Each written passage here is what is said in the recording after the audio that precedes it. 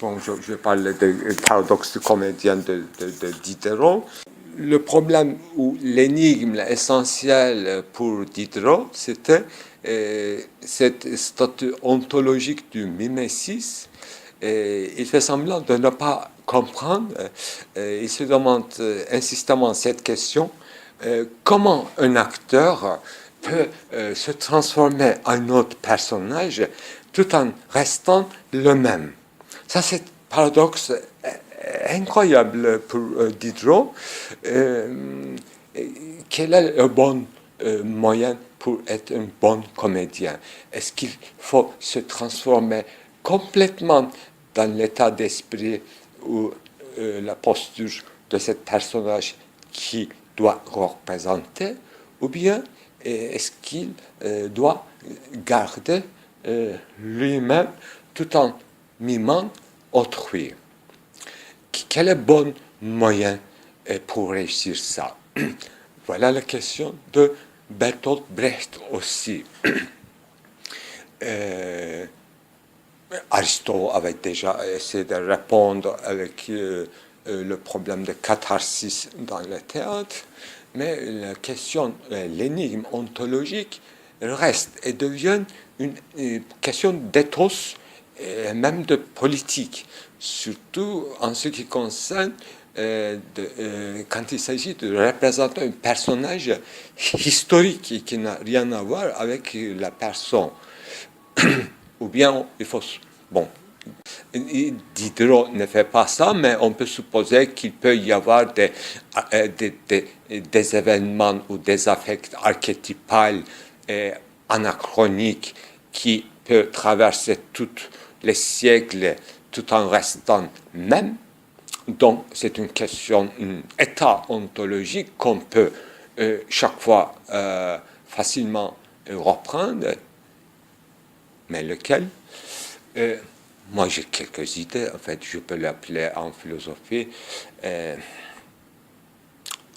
des hypostases. C'est difficile à expliquer. J'ai essayé de développer un peu. Hypostase, c'est changer. C'est comme hypokaimenon, en fait. C'est très profond comme question. C'est être support de quelque chose de substantiel. Est un sujet finalement, un sujet porteur. Hypokaimenon, c'est la même chose que le substance, et hypo, c'est aussi la même chose. Je crois que c'est dans la philosophie Plotinus qu'on parle de ça. Et c'est à la fois c'est quelque chose d'extrêmement spirituel. Et on peut essayer d'expliquer d'une autre façon, comme dans le concept de Freud, mais qui n'appartient pas à concept, qui n'appartient pas à Freud. Il s'agit de métempsychose, mais Freud l'utilise de manière moderne, mais métempsychose, c'est quelque chose d'extrêmement antique, c'est l'histoire de transformation de l'essence divin, au sens de polythéisme, changement de l'état de Isis et d'Osiris. Par exemple, et ça renvoie à une question philosophique fondamentale concernant l'un et le multiple. Comment on peut être l'un tout ayant la possibilité d'être multiple? Quelle est l'unicité dans cette multiplicité? Comment moi, en tant qu'acteur, je représente plusieurs personnages tout en restant même? Est-ce que je suis affecté? Quelle est mon essence et quels sont les attributs secondaires? Toute la philosophie. Donc, question de mimesis ou de comédien nous renvoie au cœur même des questionnements, au sens classique du terme, de la philosophie, et non pas seulement de la philosophie, de toute mythologie, au sens de métempsychose, changement d'état de substance divine. toutes ces transformations dans la mythologie, devenir quelque chose d'autre, représenté parfois par les copulations de divinités. Ce n'est pas forcément par la copulation qu'on devient, ou qu'on entre dans une lignée virtuelle, dans une ligne de développement, mais tout en restant même sans copulation, sans une génération ou progéniture aussi, on peut changer d'essence. Mais comment? Dans l'art, il y a beaucoup, dans la mythologie et dans l'art, il y a beaucoup d'exemples. Mais dans la réalité réelle, c'est à démêler encore. C'est un sentiment pour moi. Et dans la vie quotidienne, c'est un sentiment, ça veut dire que c'est un soupçon. On soupçonne, parfois, en voyant quelque chose, que c'était un état transformé, un état nouvel d'une autre chose.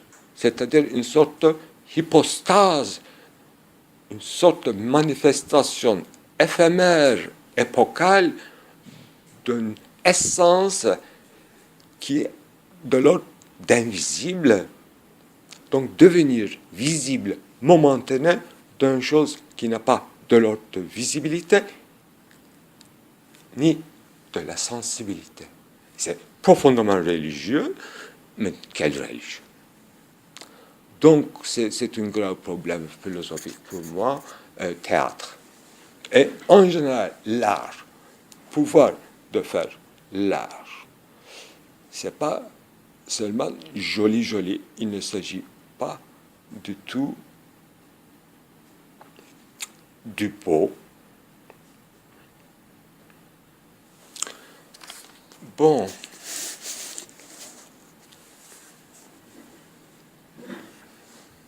Diderot pose le paradoxe, mais la question reste ouverte, c'est-à-dire encore de l'ordre du paradoxe. Paradoxe, il faut expliquer aussi paradoxe.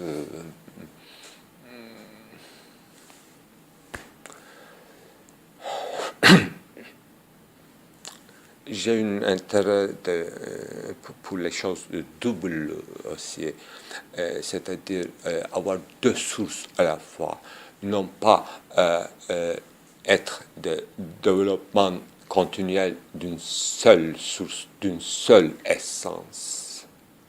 Il ne s'agit pas peut-être manifestation d'unicité, mais toujours double.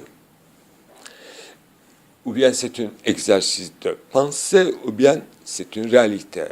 C'est-à-dire, ou bien c'est un essai de formalisation les choses complexes, et choisir comme modèle, comme moi, et après Derrida, modèle elliptique, et non pas cercle, qui aura un seul noyau, un seul centre. Double centre, c'est-à-dire faire une ellipse et agir de manière elliptique. Vous savez, le mot elliptique est une figure de rhétorique. Parler d'une manière elliptique n'est pas dire les choses directement, n'est pas faire de dénotation, mais des connotations. En linguistique, c'est clair, de manière elliptique. Et ça renvoie à une figure géométrique qui est de l'ordre elliptique. Derrida,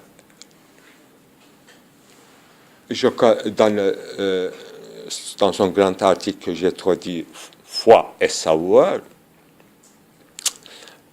parle insistamment de cette histoire de double source, chez Bergson par exemple, de la morale et de la religion, c'est le titre de son livre, et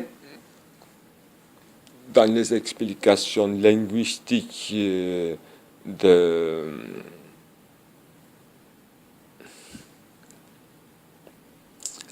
de Émile Benveniste, je crois. Double sens, double étymologie qui peut avoir le mot religion. Bon, ce n'est qu'un exemple, mais pas n'importe quel exemple. Il s'agit de la religion, l'essence de la religion. Est-ce qu'il s'agit de relier, religare, ou au sens de rassembler de manière artificielle, qui ne sera pas de même ordre. Bon, ce n'est qu'une essai d'exercice de pensée, peut-être penser d'une manière elliptique. C'est plus productif penser d'une manière elliptique, et quand il y a des connotations de sens, à un moment donné, cette ellipse travaille dans tout le morceau fractal et de manière incontrôlable par le sujet pensant. Donc, ça devient fertile pour autrui, pour les autres, pour les gens qui vont lire, écouter, qui auront des associations à partir de ces connotations toujours doubles et qui se bifurquent tout le temps et de manière presque incontrôlable. Mais on peut envisager des modèles plus complexes. Bifurcation, c'est déjà assez complexe, mais c'est connu depuis la logique de Parménide, le livre de Parménide de Platon, Aristote. Bifurcation, c'est l'essence de la logique. Mais aussi, en pensant femme et mâle, femelle et mâle, cette duplicité passe partout, surtout dans les lignes, dans les linéages, dans les lignes généalogiques, et d'une manière privilégiée dans la mythologie grecque. L'avantage de la mythologie grecque, c'est que c'est très détaillé par rapport aux mythologies ou aux religions de Moyen-Orient, de type mésopotamien, de type babylonien, sumérien, ou du type zoroastrien, c'est-à-dire ils ont de duplicité plus claire. Même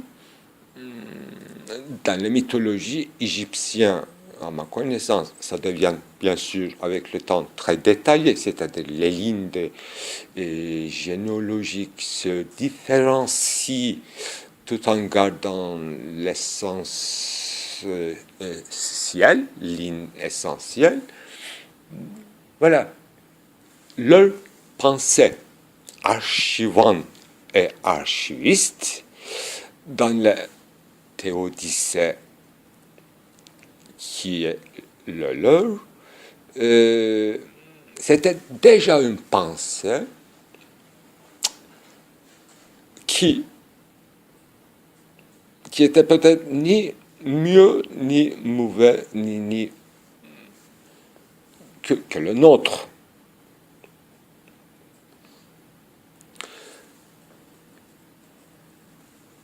Peut-être avec Deleuze, il faut penser changer l'image de la pensée. Peut-être que les lignes ou fonctionnement de la pensée, même dans la mythologie et même dans les rêves, Freud parle de pensée du rêve, peut-être que c'est la même formalité, mais on peut toujours changer image de la pensée. Deleuze comprenait de cette expression image dogmatique de la pensée, c'est-à-dire ce système de trop rigide de duplicité, qui sera dialectique, qui va devenir plus tard dialectique. Lui, Deleuze croyait à une différenciation, et non dans la bifurcation, même dans la biologie, il y a plusieurs sortes de multiplication biologique, dont les noms j'ai oublié même, la division, méiose, mitose, sexuée ou non sexuée, etc. Il y a tout un éventail, et donc il y a plusieurs images de développer, soit pensées, soit les cellules biologiques. Donc on peut chercher ces cours dans la biologie évolutionniste aussi. Tout dépend de quelle image de la pensée que nous allons choisir comme méthode et lesquelles de ces images sont dogmatiques et pourquoi. Donc, ceux qui sont dogmatiques, c'est des bifurcations rigides qui deviennent substantielles. Et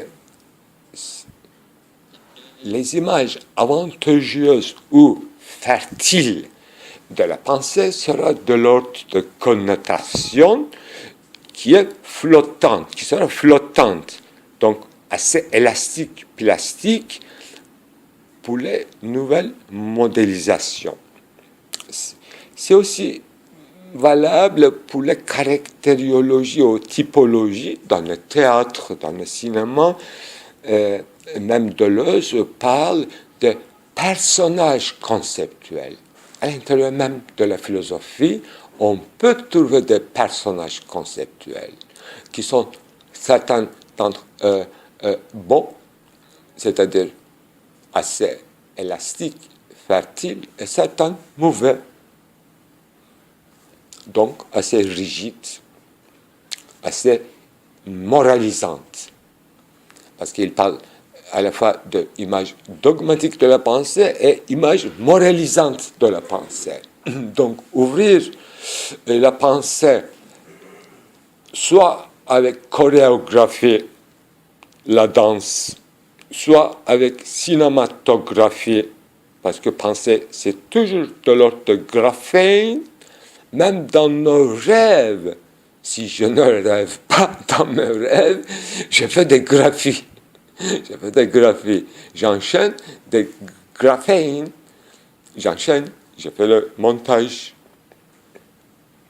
Ou bien, ce n'est pas moi qui ai fait, c'est mon esprit qui fonctionne pour ne pas s'arrêter, pour ne pas se fixer dans une seule image dogmatique. Peut-être que c'est mon interprétation. Pour qu'il n'y ait pas mort finale, l'esprit en dormant fait semblant d'être mort tout en étant actif, mais dans une activité, je dirais, inerte. Dans l'inertie de l'esprit que nous appelons sommeil, l'esprit travaille, fonctionne, mais dans une spontanéité que je dirais presque automatique, c'est-à-dire sans notre intervention sélective, attentive. Mais je crois et j'essaie de faire, même dans ce sommeil, même dans l'esprit inertement actif, on peut trouver des moyens de s'orienter dans la pensée, c'est-à-dire dans la pensée de rêve.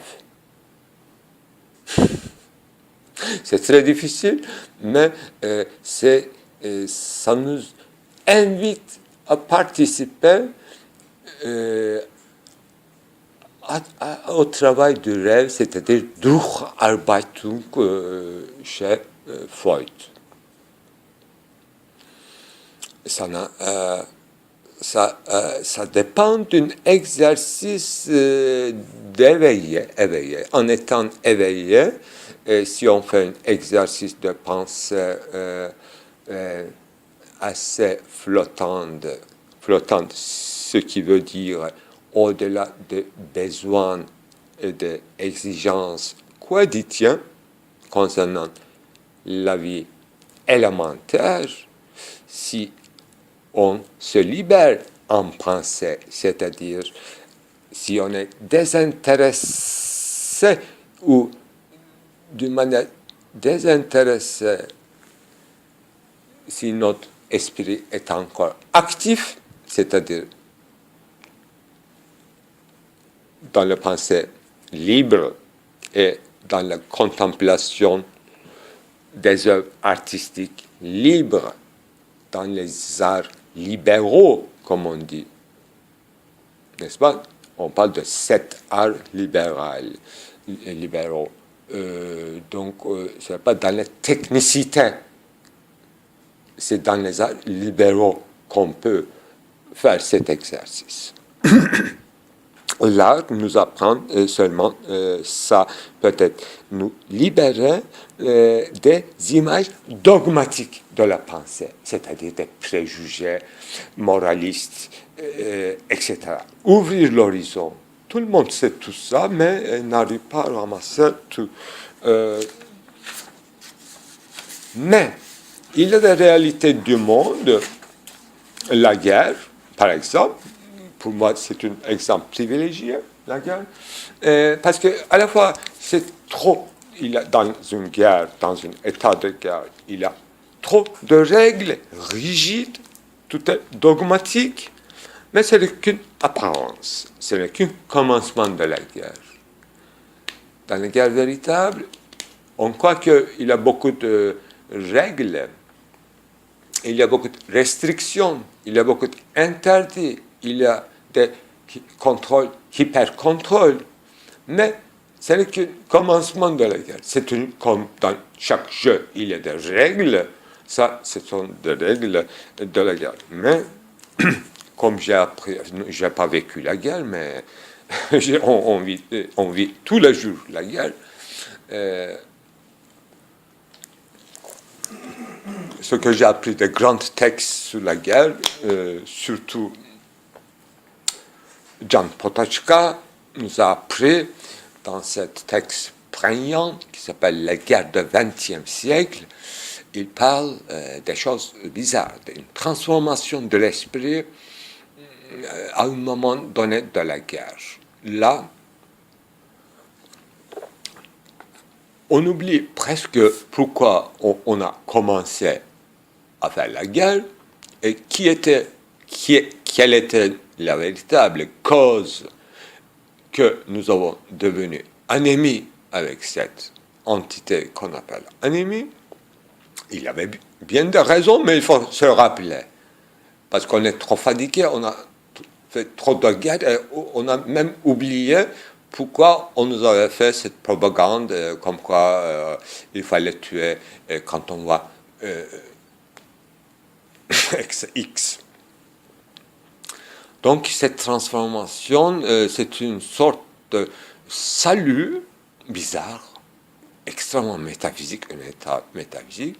C'est un salut de l'esprit, c'est une sorte de libération de l'esprit de tout restreint et même cette obligation de rester en vie, c'est-à-dire cet instinct, bien que trop faible, encore très attachante, qui est l'instinct de conservation de sa propre vie.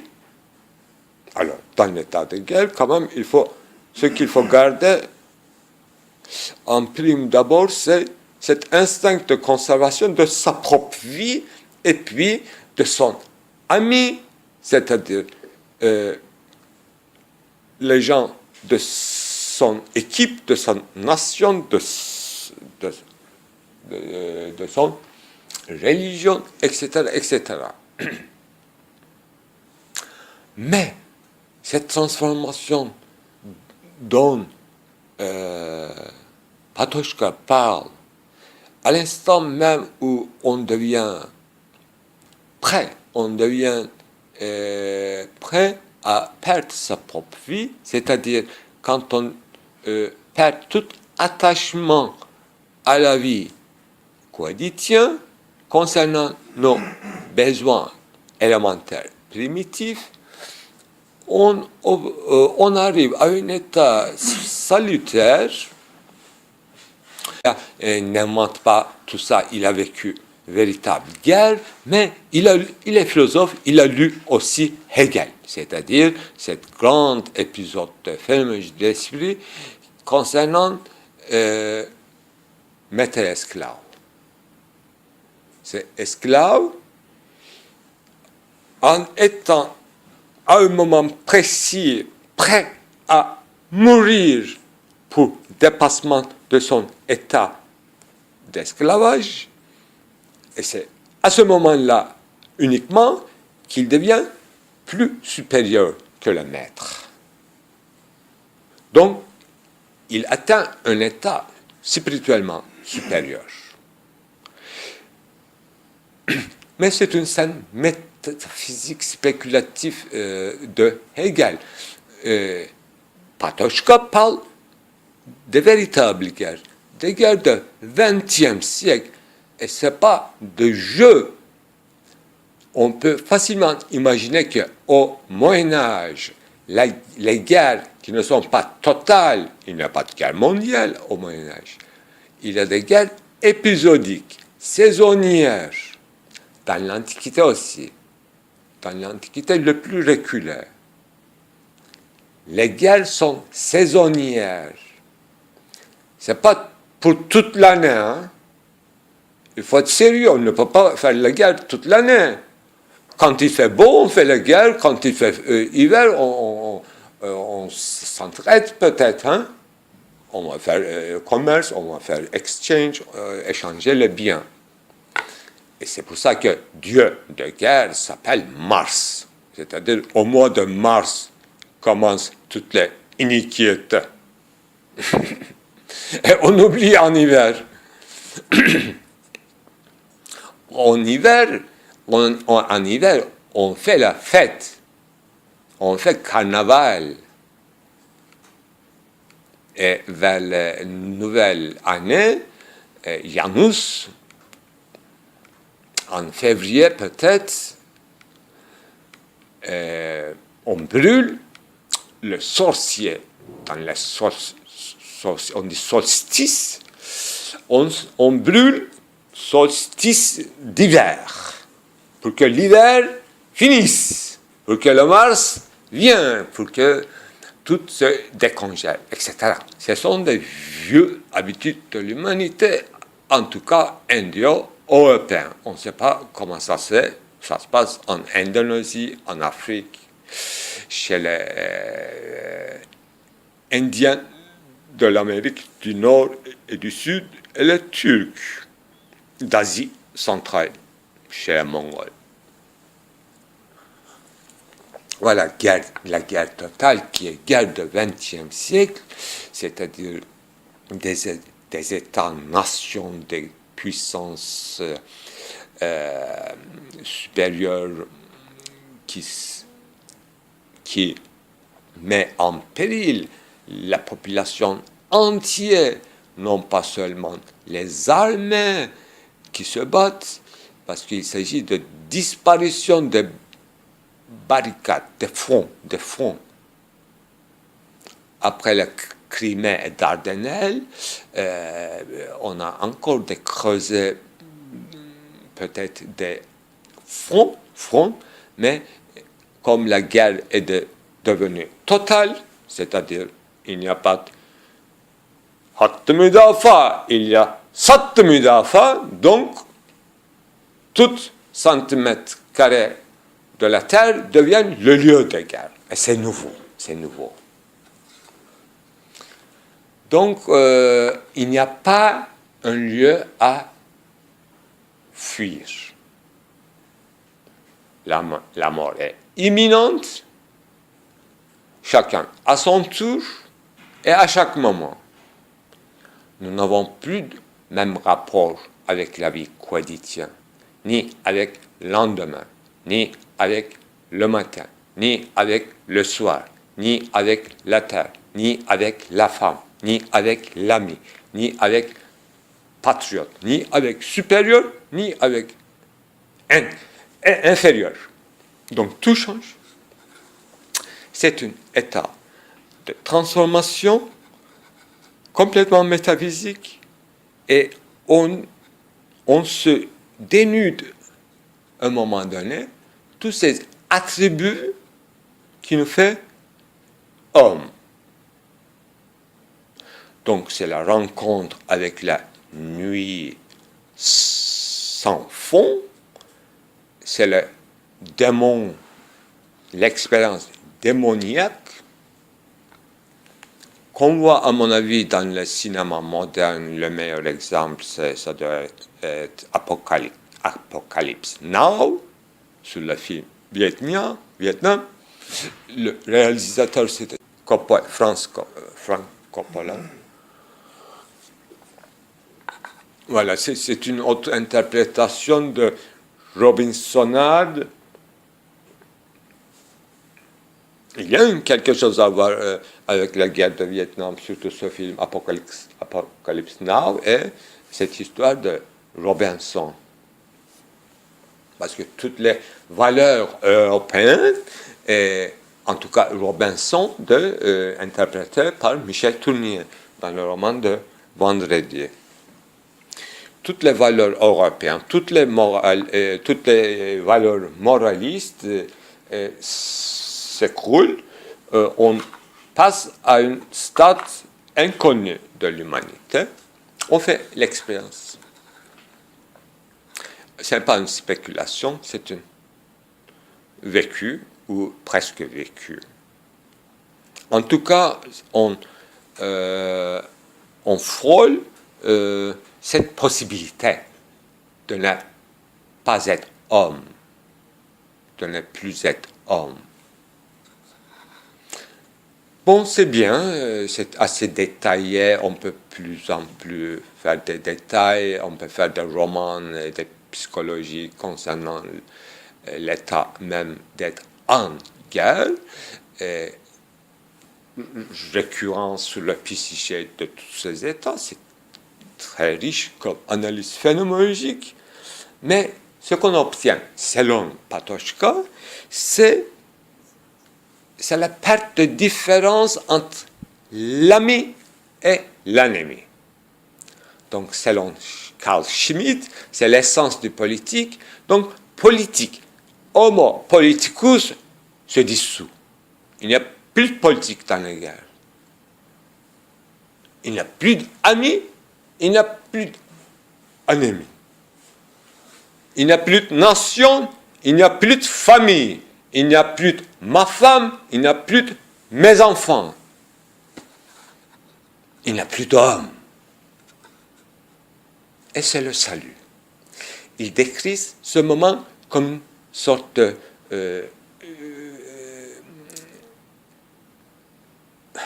illumination spirituelle. C'est comme une sainteté, un moment de sainteté. Peut-être que les saints faisaient des exercices pour arriver à ce moment-là, pour être face à face avec Dieu, avec la création, avec la destinée, avec son propre destinée. Il trouvait une réponse. Comme réponse, un vide peut-être. Un vide existentiel. Un quoi? Vide, c'est quoi? Nirvana.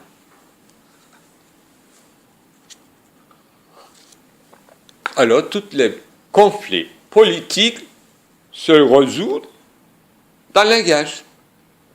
Mais aucun souverain ne peut pas comprendre cela.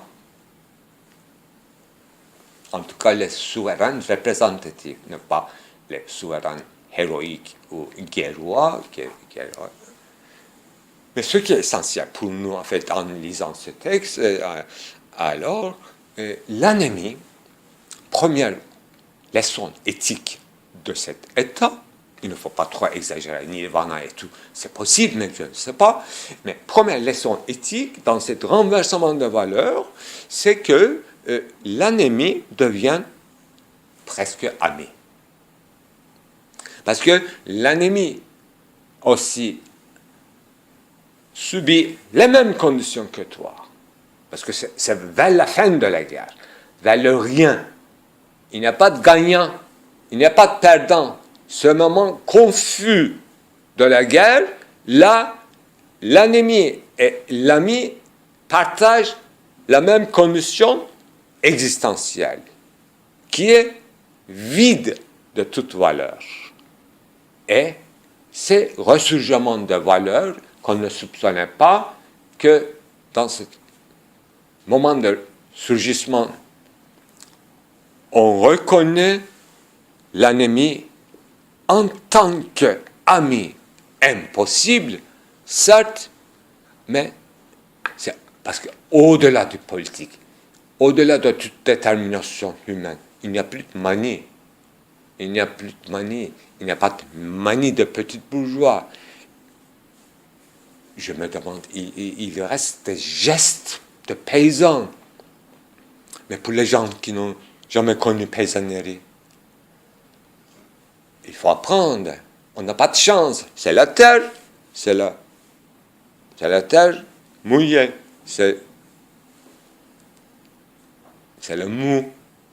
Tu es jusqu'à là dans le mou, jusqu'à la gorge. Ou bien tu vas apprendre la terre, ou bien tu vas apprendre l'air, tu vas apprendre l'eau, tu vas apprendre le feu. Il te faut 4 choses. Donc tu vas apprendre les archets de présocratique. Et tu ne cultives pas dans la guerre, tu n'es pas obligé d'être paysan, mais tu devrais quand même voir où est coucher du soleil, où est l'est, où est nord. Tu devrais connaître tous les vents, parce que tu n'as plus de toi. Voilà, tout est dit. Et il n'y a que quelqu'un moribond ou mourant, blessé, on ne sait pas quelle est sa nationalité, il y a quelqu'un qu'on peut répondre. Tu ne connais pas son nom. Maintenant, je passe de Patočka à une grande philosophe, pour moi, mais il ne s'agit qu'un traducteur de Emmanuel Levinas en anglais. Il s'appelle, son nom, Lingis. Lui, dans une petite livre que j'ai fait la rédaction en turc de sa traduction qu'on appelle, ce livre, La communauté de ceux qui n'ont rien de commun. Dans ce petit livre, insoupçonné, Lingis, à partir de Levinas, le spécialiste de Levinas, traducteur, il nous raconte dans ses voyages, en fait, il n'a pas connu peut-être les grandes guerres, je ne sais pas, mais il voyageait en Vietnam, si je comprends bien, c'était Asie de l'Est, Asie du Sud-Est, et je me suis rappelé de Lingis au moment où je disais que tu ne connais même pas la langue, mais il y a une entité qui répondant. Tu ne peux pas communiquer si tu ne connais pas, par exemple, allemand, avec un soldat allemand.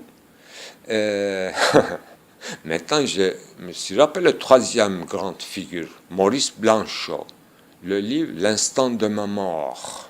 L'instant de ma mort. Il parlait occupation allemande en France. Les soldats allemands venaient pour les arrêter, pour arrêter lui et sa famille dans leur demeure, c'est-à-dire dans leur manoir, aristocratique sûrement.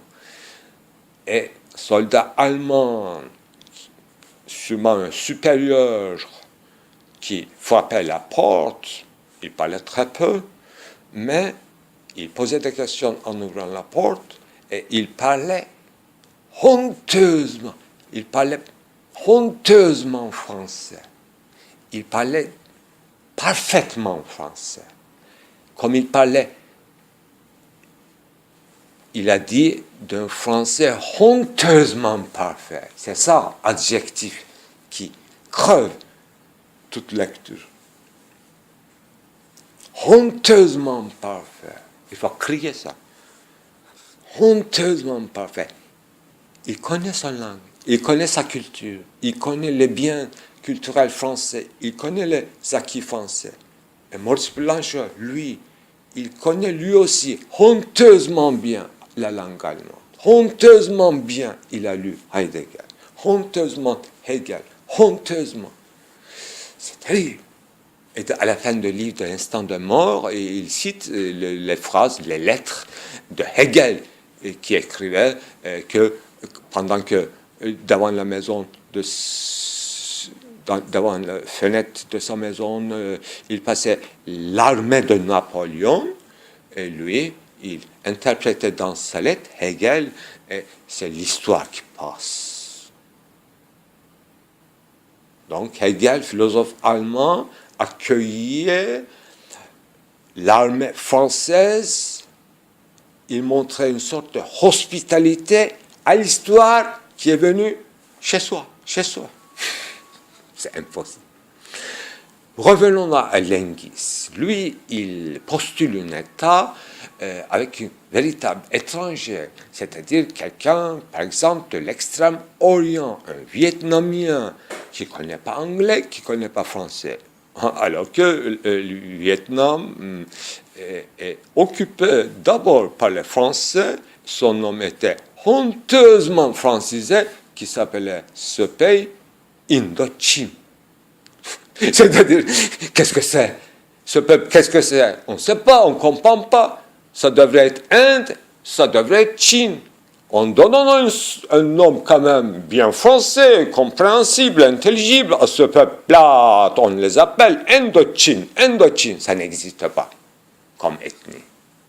C'est une classification biologique ou géographique. Bon, honteusement, cette honteuse occupation française de Indochine, succédée par honteuse occupation des Américains, cette fois-ci au Vietnam, honteusement entrée sous l'influence communiste de Chine, etc. Il y a beaucoup de choses honteuses. Mais il y a un être biologique qu'on appelle homme, avec lequel on peut se communiquer au-delà des langues, au-delà d'apprentissage des langues, selon la théorie de Emmanuel Levinas. Et même quelqu'un dit quelque chose, selon Levinas, il y a un dire qui se fait attendre et qui reste à dire. Il fait une distinction phénoménologique radicale entre ce qui est dit et ce qui c'est dire, avec majuscule, dire. Qu'est-ce que ça dit? Bon. On va s'arrêter pour l'instant.